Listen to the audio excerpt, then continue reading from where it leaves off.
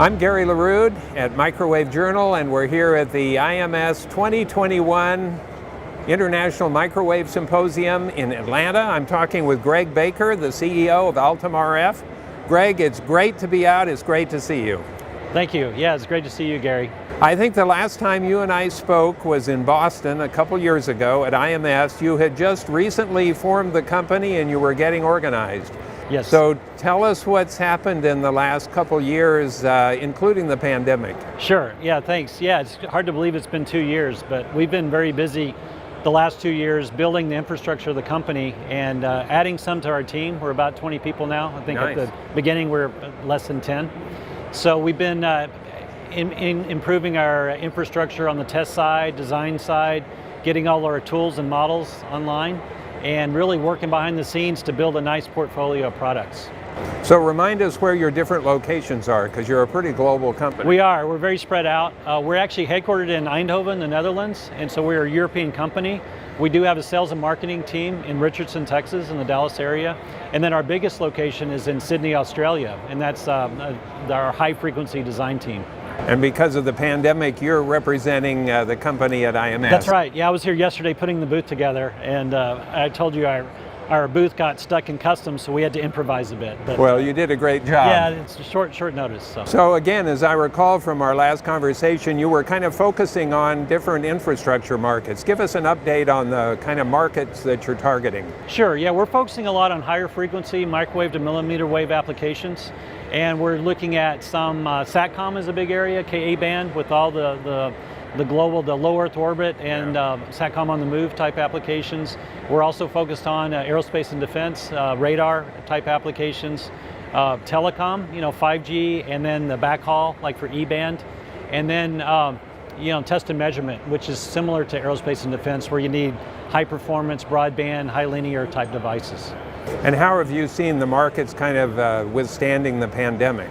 The demand is definitely there. 5G is with the increasing bandwidth and the need for the backhaul and front haul applications, and just the technology growth in general has been very strong. It's just been a little more difficult with the pandemic. We haven't been able to go see customers directly. So one thing we've done, we do a lot of video chat, when we can, and with the customers we're established with, but we've been adding sales channels, so that's more local, the local relationships and feet on the street. So that's been one of our focuses, is to add more sales channels to connect with customers. Yeah.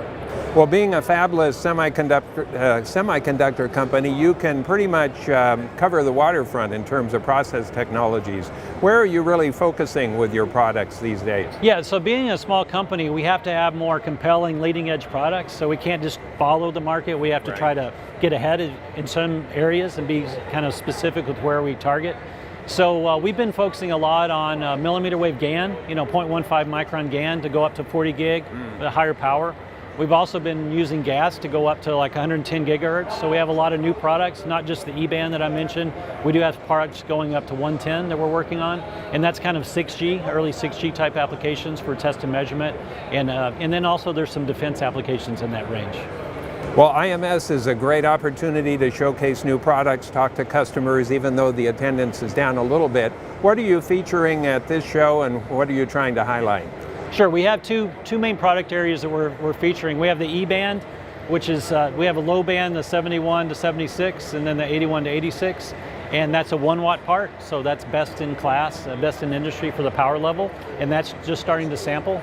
And that's using a 0.1 micron gallium arsenide process. And then we also have a Ka band, a 6 and 12 watt power amplifier.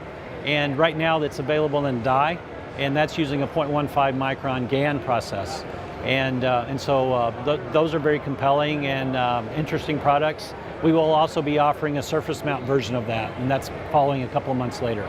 Well, those are good market opportunities, so you should be seeing some good demand. We are. We're seeing a lot of interest, and it's nice when customers reach out to you when they see stuff. And also we've been working with the Microwave Journal to try to promote some things. So that's also, with the pandemic, a good way for us to connect to industry. Right.